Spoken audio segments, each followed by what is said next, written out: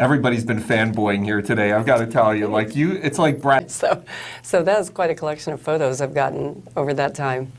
Put this in perspective. You've been Elvira for 35 years. Does it blow your mind? I mean, this character, this brand. Well, I wouldn't go that far. Is it blow? Thank you. It does blow my mind. Is the average. So I'm like, I'm making myself sound like Methuselah now. I'm like 100 years old. But yeah, I'm pretty lucky that it just keeps on going. I was acting in an improv comedy group, big names. I mean, half of the Saturday Night Live talent that you see are from the Groundlings. So I started out with them in the very beginning in the 70s. I was in there with the late Phil Hartman, horror hostess at a local television station. And in those days, I was broke enough that I needed to go on just about every audition I heard about, even though it paid $300 a week. I couldn't be too picky. And I went in really not, and I got the part. And a few weeks later, I was being asked to be on The Tonight Show with Johnny Carson, and in a very short amount of time. It hits. So many things. Do you think this character and this brand has had the staying power that it has had? Well, you have characters out there, I think, who are spooky. You have characters who are sexy. You have characters who are funny. But you don't have kind of a combination of the three people that like the funny. And, of course, there's all the horny old guys who like the sexy part. So, anyway, that part, and also being so closely related has just been growing and growing every year since I've been cumulatively.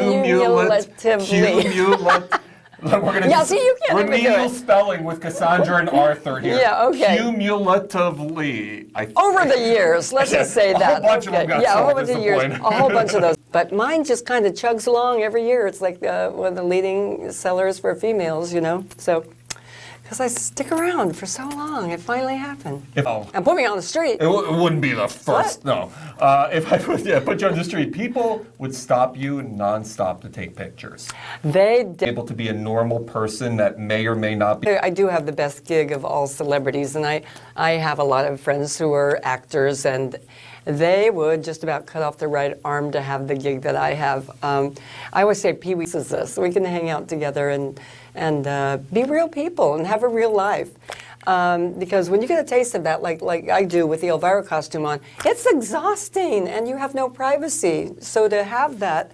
Have gotten into some shenanigans. You must have had some fun times. Most of it I can't talk about. Can you give me one or two fun stories? When I was working at the local TV station where I first got Elvira, I got a kind of a creepy guy. I come out of my dressing room. I go in as Elvira.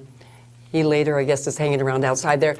I change out of my whole Elvira drag, and I come out, and he's standing there going, when is Elvira coming out? And I go, oh, she'll be right out. Just wait right here. And I'm like, take off. You know, I don't know if I could, but that was a great moment, yeah, where nobody knows. That's one of the benefits of, like we talked about. What? Because I've been wanting to do it for 35 years, but I never got the time and the right people to do it for me. This company, Tweeterhead, who do my maquettes, my little statues that people collect, decided that they would go ahead, Chad Colbank at Tweeterhead, put this book together for me because I just did not have the time to sift through 35 years of photos. You have no idea. This takes up a giant storage space, like bigger than this room, of just photos.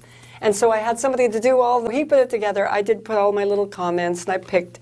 Okay, you're an actress, you're a comedian, to pursue the other aspects of your career. And I'll give you an example. Daniel Craig's a great example of James Bond. He makes, where you said, and I know you've done other projects, but did it hurt, help? Had that moment, and it was just a moment, because I figured out early on that there's a big difference between me and somebody like Daniel Craig, or somebody who stars in the Star Wars series or the Star Trek series. Big difference, makes a huge difference. I can go out and work for somebody and get paid, but as Elvira, I own all the licensing, all the merchandising, and everything else. So. On your website, you own your image, you own your trademark, everything. But it wasn't. It was really an accident. It was a very lucky accident. The lucky part was that the station I worked for was so cheap that they wouldn't pay me more than $300. And every time my contract came up, they would not give me any more than $300. So we said, well, could we at least have the rights to have a fan club? And they'd say, okay, you can have those rights. Then it'd come up again, more than $300? No. well, can we have the rights to appear on other television shows? Yes, you can have those rights. And before long, we owned all the rights. They didn't realize about it because I made $300 a week to write and star in that show. Sometimes I even had to set the lights and wake up the cameraman because he was falling asleep. So I feel good about getting those rights because I would have gone away with them when they went into bankruptcy. You must have had some you've had. Well, one of the ones that blew me away was Michael Jackson. And when I met That's a Michael, pretty cool. That's a pretty great cool one, right? And when I met him, I'll never forget it. He shook my hand with that glove he had on and like poked 5 million little holes in my palm. But he also said, God, I wish so too. Oh, God. Can you he imagine? goes, I'm such a fan. Can you imagine being part of? Going, damn, why didn't that happen? But anyway, that was pretty thrilling for me to meet someone who I was a huge fan of. And he was a fan of mine, so pretty amazing. So after 35 years, you're being serious. I'm being totally serious. I have a project right now that I'm doing for an animated television show. I'm doing we'll be making the pilot soon, but I did it with some very talented writers and artists, and going to be looking for a home for an animated show. And I love that. Do you ever think about giving her up? Or is she Afraid about how long I could keep doing this. I could be 90 years old and it could look really. I know. My manager is already threatening to have something hooked up to my arm after I'm dead where I can still sign autographs, So I'm on Elvira. I want to write my autobiography. I'd like to do these animated projects, and I think there's a lot of stuff I could still do even if I don't dress up as a character. You're also going to be at the Barnes & Noble on the Upper West Side. I'm going to plug that. Thank you. I'm going to use your good hand. I'm going to give you a high five. Yeah, my bad hand, my signing hand is dead. Cassandra hurt her arm. Signing. Her signing arm. Autographs. So all the hundreds of fans that show up tonight at the Barnes & Noble on the Upper West Side, by the way. Yep. Make sure not to bug her too much because her arm hurts. I'm going to sign it with my mouth, with my pen in my mouth, if you don't mind. But it's 7 o'clock tonight, and I'll be doing a little Q&A and selling the book just in time for Christmas.